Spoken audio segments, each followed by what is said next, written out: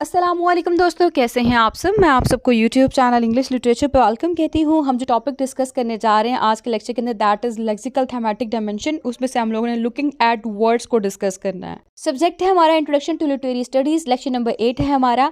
And जो topic है हमारा लुकिंग एट वर्ड्स, बेसिकली हमारे सिलेबस के अंदर एक बुक रिकमेंड की गई है which is mastering English literature by Richard Gill. उनके अंदर हमारे पास चैप्टर 2 है जिसका नाम है वर्ड्स एंड मीनिंग। उस चैप्टर 2 के अंदर 2.1 यानी कि सबसे पहला आर्टिकल है, उस आर्टिकल का नाम, उस टॉपिक का नाम लुकिंग एट वर्ड्स है। वो हमारे सिलेबस में इंक्लूड है जो कि पेज नंबर 20 पे मेंशन होगा। ठीक है, जो भी उसके मेन पिक्चर्स थी चैप्टर की वो मैंने इस लेक्चर में डाली हुई हैं। लेक्चर को पूरा सुनिएगा, आपका जो लुकिंग एट वर्ड्स का टॉपिक है वो यहाँ से ही अच्छे से कवर हो जाएगा। और इस चैप्टर में बताया क्या गया, पहले मैं आपको थोड़ी सी समरी बता दूं कि लुकिंग एट वर्ड्स के अंदर बताया गया है कि जो लिटरेरी लैंग्वेज है और जो एवरीडे लैंग्वेज है उन दोनों में डिफरेंस होता है। अगर उस डिफरेंस को रीडर अंडरस्टैंड कर ले तो रीडर लिटरेचर को, लिटरेरी लैंग्वेज को बहुत ज़्यादा अप्रिशिएट करता है।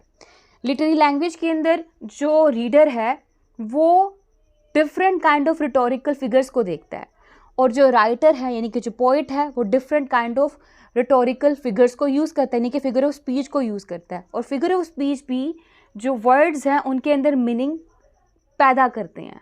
ठीक है, मीनिंग को अंदर कंट्रीब्यूशन देते हैं। और इस चैप्टर के अंदर हम लोगों को तरीका बताया गया कि हम लोगों ने जब एक पोइट्री को पढ़ना है तो किस तरह से पढ़ना है, हम लोगों ने कैसे लुकिंग एट वर्ड्स करना है, वर्ड्स को किस तरह से देखना है। क्लियर, ये बताया गया इसके अंदर। अब जो हमारे पास सामने पिक्चर शो हो रही है वो topic number 2.1 looking at words की ही पिक्चर है, जहाँ पे हम लोगों को इनिशियली आप देख सकते हैं कि कहा गया कि when you ask what puzzles you, interests you और gives you pleasure in a poem, you will find that the answer is something to do with the way that the words work। यानी हमारा यहाँ पे writer Richard Gill कहता है कि जब आपसे पूछा जाए कि जब भी आप पोइट्री पढ़ रहे होते हैं, आप पोएम पढ़ रहे होते हैं, तो ऐसी कौन सी चीज़ जो आपको पजल करती है, ऐसी कौन सी चीज़ जो आपको इंटरेस्ट प्रोवाइड करती है, आपको प्लेजर प्रोवाइड करती है, तो कहते हैं आपका आंसर क्या होगा वर्ड्स वर्क के अंदर, कि जो वर्ड्स हैं वही पजल करते हैं, वर्ड्स ही इंटरेस्ट प्रोवाइड करते हैं, वर्ड्स ही प्लेजर प्रोवाइड करते हैं। तो कहते हैं हम लोग इसी चीज़ को देखने वाले कि जो वर्ड्स हैं वो कैसे मीनिंग को इस्टेब्लिश करते हैं। यानी आपको एक पोएम दे दी गई और आप जब पोएम पढ़ते हो ना, आप पोएम के ईच एंड एवरी वर्ड को एक्सप्लेन कर सकते हो, उसके बारे में लिख सकते हो, यानी कि वो एक मैकेनिकल राइटिंग होगी जिससे आप क्या होगा, जो पोएम का मेन इंटरेस्ट है वो खो बैठोगे। ठीक है, यानी कि एक पोएम दी गई, उसका एक एक वर्ड देखो, he she it I we they you, twinkle twinkle little star how wonder what you are, यानी कि सो ऑन, एक एक वर्ड को देखना, उसका मीनिंग बताना, मैकेनिकल वे होगा। ठीक है, यानी कि जो पोएम का इंटरेस्ट है एज अ होल वो खो बैठोगे। आप जो पोएम का एज अ होल इंटरेस्ट है उसको देख नहीं पाओगे, पोएम के पूरा एंजॉय नहीं कर पाओगे। तो इसलिए कहते हैं कि आपको चाहिए कि आप जब पोएम पढ़ रहे हो उसको नंबर ऑफ टाइम्स पढ़ो, मतलब एक पोएम को बार बार पढ़ो। और जब पोएम को आप पढ़ रहे हो वहाँ पे जो स्ट्राइकिंग वर्ड्स हैं, वो वर्ड्स जो कि आपके माइंड में खटक रहे हैं, ठीक है, उन वर्ड्स को हाईलाइट करो। और जब भी आप पोएम पढ़ रहे हो तो आप अपने माइंड के अंदर ये क्वेश्चन रख के पढ़ो कि क्या इस पोएम के अंदर ऐसे वर्ड्स मौजूद हैं जो कि आपको पजल कर रहे हैं, आपको इंटरेस्टिंग भी लग रहे हैं और आपको प्लेजर भी प्रोवाइड कर रहे हैं। ठीक है, तो कहता है आपने क्या करना है, नंबर 1 माइंड के अंदर क्वेश्चन रखना है। कौन सा क्वेश्चन, कि क्या इस पोएम के अंदर या जो लाइन हम पढ़ने जा रहे हैं उन लाइंस के अंदर ऐसे वर्ड्स मौजूद हैं जो हमें स्ट्राइक कर रहे हैं, जो पजलिंग कर रहे हैं, जो इंटरेस्टिंग भी लग रहे हैं और प्लेजरेबल भी हैं। ठीक है, जैसे स्क्रीन पे देखें जी, कहता है यहाँ पे कुछ लाइंस अवेलेबल हैं पोइट्री की, अपने माइंड में क्वेश्चन लेकर आएँ, कौन सा, पजलिंग, इंटरेस्टिंग और प्लेजरेबल वाले वर्ड्स का। तो देखिए कौन से वर्ड्स आपको स्ट्राइक कर रहे हैं। लाइन नंबर 1 है and stare into tangled fire garden. कौन सा वर्ड स्ट्राइक किया आपको यहाँ पे माइंड के अंदर, मेरे तो टैंगल्ड किया है। ठीक है, दूसरी लाइन है जी एंड अटेंस मस्टी अनइग्नोरेबल साइलेंस। ये फिलिप लार्किन की पोएम की लाइन है चर्च गोइंग। इसमें कौन सा वर्ड स्ट्राइक किया, मेरे तो अनइग्नोरेबल स्ट्राइक किया है, लेकिन एनी आपके कौन सा स्ट्राइक किया, ये मैं नहीं बताऊंगी मेरे कौन सा स्ट्राइक किया, आपने ही बताना कि आपके कौन सा वर्ड स्ट्राइक करा माइंड में, आपने खुद सोचना है। फिर है जी third line, now as I was young and easy under the apple bough, oh sorry boss, ठीक है, यानी कि शाख, बॉ। तो ये है जी ऑन द मूव, नहीं नहीं नहीं नहीं, फैंड हिल पोएम का नेम है, ठीक है। अब इसके बाद और लाइंस भी देखें, the blue jay scuffling in the bushes follow, ठीक है। अब यहाँ पे ये पोएम है on the move. Line number 5 है, till with a sudden sharp hot stink of fox, Ted Hughes की द थॉट फॉक्स से लाइन ली गई है ये, ठीक। तो आपने ये कुछ लाइंस पढ़ी, आपके फर्स्ट लाइन के अंदर जो वर्ड टैंगल है एंड गार्डन है, कहता है माइट हैव स्ट्रक यू, आपको स्ट्रक किया हो। और क्योंकि ये लाइन देखें, लाइन थी first line tangled, fire, garden, कहता है टैंगल आपको स्ट्रक किया होगा वर्ड, ठीक है। लेकिन जब आप देखते हैं यहाँ पे फायर, आग आ गई है, फिर गार्डन है, मतलब क्या वर्ड, फायर और गार्डन। तो फायर कहता है कि एक मतलब अजीब सी चीज़ है, उसके साथ गार्डन आना, ठीक है, यानी कि खुशियों वाला वर्ड यूज़ होना, तो इट मीन्स एक सरप्राइजिंग वर्ड था ये, ठीक है। तो यहाँ पे टैंगल्ड जो है उसके थ्रू इंटरेस्टिंग कॉम्प्लिकेशन भी बन रही हैं। गार्डन जो है वो एक सरप्राइज लग रहा है क्योंकि ये फायर के बाद आ रहा है। इस तरह से कहते हैं सेकेंड लाइन के अंदर देखें, वहाँ पे आपको बहुत से वर्ड्स जो हैं वो स्ट्राइक किए होंगे, जैसे कि मस्टी हो गया और अनइग्नोरेबल हो गया। यहाँ पे सबसे ज़्यादा मोस्ट इंटरेस्टिंग वर्ड जो है वो आपको अनइग्नोरेबल लगा होगा। और नेक्स्ट लाइन में, now I was young and easy under the apple bough, young and easy, easy word interesting लग रहा है हम लोगों को यहाँ पे, ठीक है, जो कि यंग के साथ रिलेट किया गया हुआ है। और फिर अगली लाइंस देखें जी, the blue jay scuffling in the bushes follows. अब यहाँ पे स्कफलिंग का वर्ड इंटरेस्टिंग लग रहा है हम लोगों को, हमारी इंटेंशन जो वो ले रहा है और बड़ा अच्छा यहाँ से साउंड भी प्रोड्यूस हो रहा है।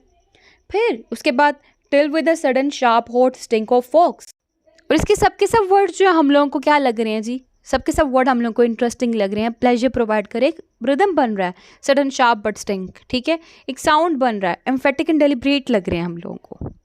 तो यहाँ पे यही कहा गया है, नीचे देखें paragraph, in the first line the words tangled and garden might have struck you, tangle points to an interesting complication and garden is a surprise coming as it does after fire. In second line, a number of words might have struck you, though perhaps the most interesting is unignorable. The word itself is that. फिर है, in Dylan Thomas line, it is surely the word easy which attracts attention. It is both unusual and comes with a delightful lilt after young. Scuffling in the fourth line attracts attention largely because it is the word dealing with sound among others concerned with sight. In the last line, you might be struck by one or all of the four sudden, sharp, hot, stink. They are emphatic and deliberate. In all the above examples, words are used in a rich and intriguing way. You are being invited to think about them, and as you do, you see more and more in them. This is what poetry does with words, enriches and deepens their meanings. ठीक है, अब यहाँ पे क्या कहा गया हुआ है, अब तक हम लोगों ने जो एग्जाम्पल्स देखी और ये जो पढ़ा सारा कुछ, इसमें कहा क्या गया, इसकी अगर मैं समरी बताऊँ इन चीज़ों की, तो इन चीज़ों की समरी ये है कि जो हमारा राइटर है रिचर्ड गिल, वो कहता है कि जब भी हम वर्ड्स की तरफ देखते हैं, हमें चाहिए कि हम माइंड के अंदर क्वेश्चंस रखें। वो क्वेश्चन ये कि कौन सा वर्ड हम लोगों को पजलिंग करता है, इंटरेस्टिंग प्रोवाइड करता है और प्लेजर प्रोवाइड करता है। अगर ऐसे क्वेश्चंस माइंड में रखते हुए आप पढ़ेंगे तो आपको ज़्यादा मज़ा आएगा। तो कहता है आपने जितनी एग्जांपल्स देखी हैं, उनको एग्जांपल्स को देखते हुए आपको नज़र आ रहा होगा कि पोइट्री जो है वो एक वर्ड्स के अंदर उसका मीनिंग है उसको डीपन्स कर देती, गहरा कर देती है, उसको वो ब्यूटी प्रोवाइड करती है, कि पोइट्री एक ग्रेटर इम्पैक्ट रखती है। ठीक है, तो sometime as you are reading a word, group of words में strike you, but you do not know how to start thinking about them. Here are 3 question you might ask. तो कहते हैं जब आप रीडिंग कर रहे होते हैं ना, तो कुछ वर्ड्स आपके माइंड में स्ट्राइक करते हैं, आपने उनके बारे में कैसे सोचना है। यहाँ पे कुछ क्वेश्चन है जो आपने खुद से पूछने हैं। वो क्वेश्चन कौन से हैं, स्क्रीन पे देखें। Why was this word rather than a similar one used? What meanings does this word have in everyday speech that might be exploited here? How does the context enrich the meaning of the word? अब यहाँ पे कहा गया कि जब आप poetry पढ़ रहे हो ना, आपने वर्ड देखा तो देखे कहना सोचना कैसे उसके बारे में कि कैसे ये वर्ड दोबारा यहाँ पे यूज़ किया गया हुआ है, इस वर्ड का एवरीडे लाइफ के अंदर क्या मीनिंग है और यहाँ पे किस तरह से इस मीनिंग को वर्ड यूज़ किया गया हुआ है, किस तरह से इसने जो पोइट्री का कॉन्टेक्स्ट है उसको इनरिच कर दिया, उसके अंदर मीनिंग प्रोवाइड किया और कैसे ये पोइट्री के कॉन्टेक्स्ट के अंदर मीनिंग प्रोवाइड कर रहे हैं। ये क्वेश्चंस माइंड में रखते हुए आपने अपने पोइट्री को पढ़ना है, और जब पोइट्री को पढ़ रहे हैं कोई वर्ड ऐसा माइंड में आ गया तो आपने एक क्वेश्चंस अगेन माइंड में लेकर आने हैं। यानी हमारे पास दो तरह के मीनिंग्स होते हैं, एक होता है डिनोटेटिव, एक होता है कोनोटेटिव। डिनोटेटिव मीन्स डिनोटेशन से निकला है, मीन्स डिक्शनरी मीनिंग, वो मीनिंग जो कि डिक्शनरी के अंदर है वो हमारी एवरीडे स्पीच के अंदर है। और कोनोटेटिव मीन्स कोनोटेशन, कोनोटेशंस मतलब कॉन्टेक्चुअल मीनिंग, कि एक वर्ड पोइट्री के अंदर अगर यूज़ किया गया है तो ये पोइट्री के अंदर क्या कॉन्टेक्स्ट रखता है, पोइट्री के अंदर क्या मीनिंग प्रोवाइड कर रहा है। तो कहता है have another look at our 5 examples. कहता है वो जो 5 एग्जाम्पल्स हम लोगों ने पीछे देखी थी ना उनको दोबारा देखो, और ये जो मैंने कहा है ना कि क्यों ये वर्ड यूज़ किया गया यहाँ पे, इस वर्ड का एवरीडे स्पीच के अंदर क्या मीनिंग था और यहाँ पे किस तरह से उसको यूज़ किया गया और इसका कॉन्टेक्चुअल मीनिंग क्या निकलता है, किस तरह से मीनिंग को ये इनरिच कर रहा है, ये सारी चीज़ें देखते हुए इन वर्ड्स को दोबारा देखो, इन लाइन्स को दोबारा देखो जो पीछे हमने देखी थी। उनमें वो कहता है कि have another look of 5 examples. In the first line stare is more powerful than for instance look, it's more intense and powerful purposeful. कहता है आगे ये देखें, मैं लाइंस निकालती ताकि ज़्यादा अच्छे से समझ आए। कहते हैं and stare into the tangled fire garden. कहते हैं यहाँ पे स्टेयर का यूज़ किया गया, स्टेयर का मतलब होता है देखना, लुक का मतलब भी होता है देखना। तो कहता है कि इसकी जगह यहाँ पे स्टेयर क्यों यूज़ किया गया, क्योंकि स्टेयर जो वर्ड है वो ज़्यादा पावरफुल मीनिंग रख रहा है, ठीक है, ज़्यादा इंटेंस और पर्पसफुल लग रहा है। लुक इतना अच्छा नहीं लग रहा था, इतना इफेक्टिव जो है ना मीनिंग नहीं क्रिएट कर रहा था। ऐसी जो अगली लाइन है जिसमें कहा गया है थर्ड लाइन के अंदर देखिए कि now as I was young and easy under the apple bough. अब यहाँ पे कहा गया कि यहाँ पे ईजी जो वर्ड है बड़ा इफेक्टिव लग रहा है, क्योंकि जो हमारी एवरीडे कोनोटेशंस हैं प्लेजर की, एफर्टलेस की, एक्टिविटी की, लैक ऑफ एंजाइटी की, उन सबको यहाँ पे लेके आ रहा है, ठीक है। वो कहता है ऐसे ही 5th लाइन के अंदर देखें कि 5th लाइन में कहा गया था till with a sudden sharp hot stink of folks, कि इसमें क्या है, जो फोक्स है सडन शार्प हॉट स्टिंक, यहाँ पे उसके मीनिंग्स को मॉडिफाई कर रहा है, क्योंकि फोक्स हम देख रहे हैं कि उसकी अपीयरेंस जो है वो सडन है, स्मेल उसकी पंजेंट है, और जो हॉट है वो एनिमल वाइटलिटी दे रहा है, फाइटिंग की और मेटिंग की, हीट ऑफ द चेज की, ठीक है, ये सब कुछ। और ये पता कैसे लगा, जब हम लोगों ने यही 3 क्वेश्चंस माइंड के अंदर रखे और फोकस किया इन वर्ड्स के ऊपर, तब पता लगा हम लोगों को कि ये वर्ड्स तो इसलिए अच्छे लग रहे हैं, इंटरेस्टिंग लग रहे हैं, इनरिच कर रहे हैं मीनिंग को। तो देखें जी स्क्रीन पे कहता है have another look eight over 5 examples. In the first line stair is more powerful than for instance look, कि लुक से ज़्यादा अच्छा लग रहा है स्टेयर। उसके बाद है क्यों, it's more intense and purposeful. तो कहते हैं in the third line easy is effective because it picks up everyday connotations of pleasure, effortless activity and lack of anxiety. फिर है in the 5th line the proximity of foxes to sudden sharp hot stink enriches the meanings of all the words. The fox is imbued with intense drama, its appearance is sudden, its smell pungent, and a word such as hot is given an animal vitality, the heat of the chase, of mating, of fighting by its proximity to fox.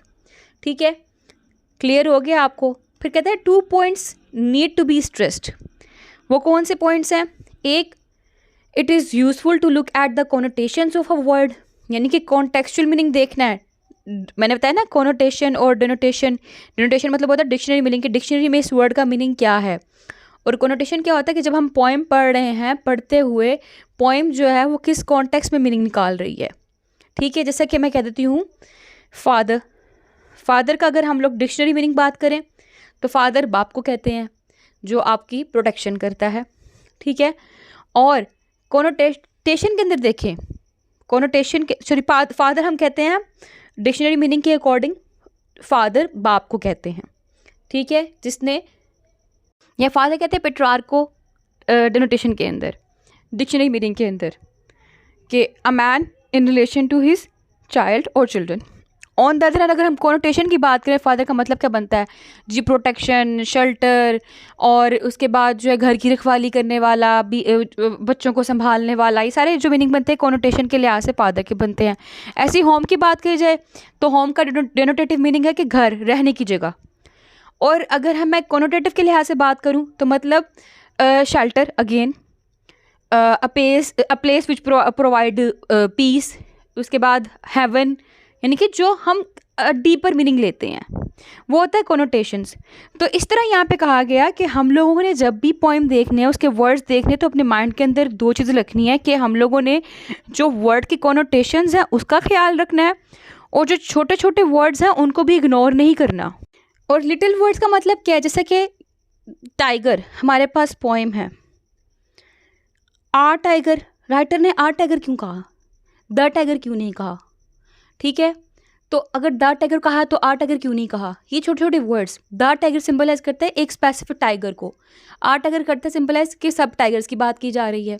God of a small things title है हमारी book का, तो god of a small things, यानी कि वहाँ पे आ small things क्यों कहा, द स्मॉल थिंग्स क्यों नहीं कहा, क्योंकि आ स्मॉल थिंग्स रेफर कर रहा है बहुत सी स्मॉल थिंग्स, छोटे लोग, छोटे बच्चे, छोटे खिलौने, कुछ भी आ सकता है उसके अंदर। तो इसलिए यहाँ पे कहा गया कि जो लिटिल वर्ड्स हैं उनको भी इग्नोर नहीं करना। अब स्क्रीन पे देखें जी, लिखा गया है जी, it is useful to look at the connotations of a word. Connotations are the associations of meaning a word that has acquired because of its various uses. When you encounter a striking word, you can look at how in the context a number of connotations are brought into play. One of the reasons that poetry is valued is because its words exploit a wide range of associations. ठीक है, अब यहाँ पे मैं आपको एक और example दे दूँ कोनोटेशन के लिहाज से ही, कि कोनोटेटिव और डोनोटेटिव तो आपको क्लियर हो गया ना। कोनोटेशन के लिहाज से ही कि जब हम मुझे ना मेरी सिस्टर ने कहा कि ये वर्ड है, इस वर्ड का मीनिंग क्या है, मेरी टीचर ने मुझे ये कहा है। मैंने कहा अब इस वर्ड के नेगेटिव मीनिंग भी बनते हैं, इस वर्ड के पॉजिटिव मीनिंग भी बनते हैं, ठीक है।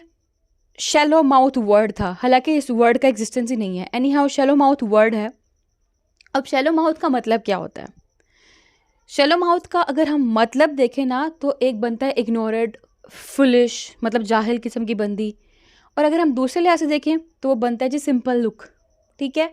तो यानी कि अगर डिनोटेटिव में मीनिंग की बात करी तो वो सिंपल लुक है, डीपर मीनिंग की बात करी तो वो जी इग्नोरेंट भी है और जाहिल भी, मतलब दोनों तरह के मीनिंग उसके ही हैं, सिंपल अपेरेंट लेवल पे ही। अभी कोनोटेटिव डिनोटेटिव को छोड़े, अभी सिर्फ शैलो माउथ की बात करते हैं कि शैलो माउथ जो है उसका मतलब ये भी है कि तुम सिंपल लुक रखती हो, उसका मतलब ये कि तुम जाहिल हो, ये दोनों मतलब बनते थे उसके। अब वो कंफ्यूज हो गई कि मैम ने क्यों कहा। फिर मैंने उससे कहा कि इसका बैकग्राउंड क्या है, किस वर्ड पे, किस बात पे तुम्हारी मैम ने तुम्हें शैलो माउथ कहा था, मुझे पिछला वाला बैकग्राउंड तो कि बात साथ में क्या हुई थी। उसने कहा अपनी डेली की रूटीन जो मेरी होती है ना, मैं वहाँ पर जाके बोलती रहती हूँ अपने टीचर के सामने, तो इसलिए कहा। तो तब मैंने कहा कि तुम्हारा टीचर का मतलब ये है कि तुम एक इग्नोरेंट हो, यानी कि जाहिल हो, बेवकूफ़ हो। क्यों? मुझे तब उसके आसपास के जो वर्ड्स थे ना वो पता लग गए थे, तो उससे क्या हुआ, एसोसिएशंस बनी थी। इसी तरह जब हम नॉवल पढ़ रहे होते हैं या पोइट्री की टेक्स्ट पढ़ रहे होते हैं, वहाँ पे कई डिफ़िकल्ट वर्ड्स आते हैं जो स्ट्राइक करते हैं हम लोगों को। अब बार बार तो डिक्शनरी खोलने से रहे तो वो उन वर्ड्स को कैसे अंडरस्टैंड कर सकते हैं, वो कहते हैं उन वर्ड्स को कोनोटेशंस के थ्रू अंडरस्टैंड कर सकते हैं हम लोग। उन वर्ड्स को जब हम देखने कि किस कॉन्टेक्स्ट में हमारी पोइट्री चल रही है, उसी कॉन्टेक्स्ट में हम उन वर्ड को अंडरस्टैंड कर सकते हैं। उसी तरह से हम लोग जो लाइन है उसका मीनिंग जनरेट कर सकते हैं। फिर है जी, you should not ignore little words such as the to, yet, in, and sometimes. A poet can enrich even the simplest and humblest of words. In meekness, prayer before birth, each irregular stanza begins, I am not yet born. That simple word yet is very poignant as it shows the unborn child poised on the edge of life, innocent of any corruption but aware of the dangers of what is ahead. In Steve Smith's not waving but drowning, there is the line, oh no, no, no, it was too cold always. यानी यहाँ पे example coat की गई है, पहले मिकनिस की prayer before birth, फिर दूसरा जो है स्मिथ की पोइम की लाइन है, oh no no no it was too cold always, जिसके बारे में कहता है कि which is a plaintive line of someone who is beyond hope and is plaintiveness is enacted in its simple words. The it, such as insignificant word, normally refers to the seas and to the life itself. The contract between the insignificant word and the large thing it stands for the it's quite moving. Likewise, the two is simple and deep. The always confirms that life was at every moment much too much for him. The art of Steve Smith lies in her ability to convey so much sadness in so few seemingly ordinary words. ये था हमारा looking at words. अब मैं इसकी overall summary बताती हूँ आपको कि क्या कहा गया है इसके अंदर. इसमें यही कहा गया है कि जो छोटे छोटे वर्ड्स होते हैं ना, वो सिग्निफिकेंस रखते हैं, ग्रेटर सिग्निफिकेंस रखते हैं. हम लोगों को हर वर्ड को इम्पोर्टेंस देनी चाहिए. फर्स्ट ऑफ ऑल, जब हम पोएम पढ़ रहे हैं ना, हम लोग को पोएम पढ़ते हुए जो वर्ड स्ट्राइक करते हैं उनके बारे में गौर फिक्र करना चाहिए. और पोएम पढ़ते हुए हमारे माइंड में क्वेश्चन होना चाहिए कि अगर हम लोगों ने ये वर्ड यहाँ पे देखा है तो इसका सिमिलर वर्ड, जैसा कि हमने देखा एग्जांपल साइड था, तो साइड की जगह स्टेयर था, स्टेयर की जगह लुक क्यों नहीं यूज़ हुआ, यहाँ पे स्टेयर क्यों यूज़ किया गया है. ठीक है, तो कहा गया कि हम लोगों ने जो सिमिलर वर्ड है उसके बारे में सोचना है कि क्यों यहाँ पे ये वर्ड यूज़ किया गया है इसके सिमिलर वर्ड की जगह पे, और इस वर्ड का हमारी एवरीडे लाइफ के अंदर, एवरीडे स्पीच के अंदर क्या रोल है, और यहाँ पे किस कॉन्टेक्स्ट में ये वर्ड यूज़ किया गया हुआ है, कैसे ये वर्ड का यूज़ करना इस पोएम के अंदर, इस पोएम के कॉन्टेक्स्ट के अंदर मीनिंग ऐड कर रहा है. फिर कहता है दो चीज़ों पे हमने जोर देना है. वो क्या है? एक कोनोटेशन ऑफ वर्ड्स, यानी कि जो वर्ड यूज़ किया गया है उसकी बाकी लाइंस के साथ क्या एसोसिएशन है, वो वर्ड जो आपको स्ट्राइक कर रहा है. दूसरा, you should not ignore little words, कि जो छोटे छोटे वर्ड्स हैं हमने उनको भी इग्नोर नहीं करना, क्योंकि उनकी भी अपनी वैल्यू, अपनी इम्पॉर्टेंस होती है. वो भी डीपर मीनिंग कन्वे करने के लिए सिग्निफिकेंट होते हैं. पोइट एम ही किसी वर्ड को यूज़ नहीं करते. ठीक है, तो कहते हैं ये चीज़ें माइंड में रख के आपने लुकिंग एट वर्ड्स करना है, यानी कि पोएम को पढ़ना है. और इस तरह से जब पोएम को पढ़ रहे तो इस तरह से आपने वर्ड्स को देखना है. इस तरह से आपकी क्रिटिकल थिंकिंग जो है वो इन्हांस होगी. तो ये था हमारा आज का लेक्चर, और ये था चैप्टर लुकिंग एट वर्ड्स, जो कि 2.1 चैप्टर नंबर 1 था, चैप्टर था हमारा. तो आई होप कि आपको जो लेक्चर है वो क्लियर हो चुका होगा, इसमें कोई कन्फ्यूजन बाकी नहीं रही होगी. हमने चैप्टर भी पढ़ लिया, हमने इसकी समरी भी क्लियर कर ली, इसके जो मेन पॉइंट्स बताए गए वो भी हम लोगों ने क्लियर कर लिए हैं. वीडियो पसंद है, वीडियो को लाइक भी करिएगा, हमारे चैनल को सब्सक्राइब करना मत भूलिएगा. दुआ में खास याद रखिएगा. Stay tune with us, take care.